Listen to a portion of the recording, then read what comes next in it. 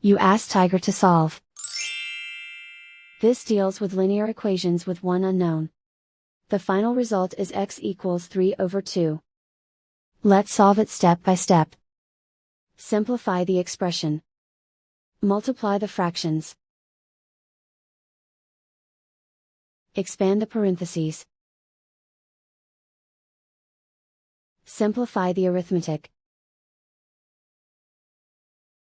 Break up the fraction. Find the greatest common factor of the numerator and denominator. Factor out and cancel the greatest common factor.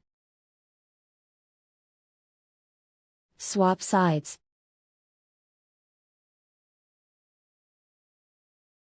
Group all constants on the right side of the equation. Subtract 8 from both sides. Simplify the arithmetic.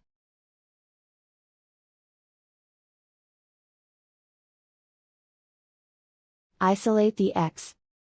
Multiply both sides by inverse fraction 3/2. Group like terms. Multiply the coefficients. Simplify the fraction. Remove the ones. And so the final result is x equals 3/2.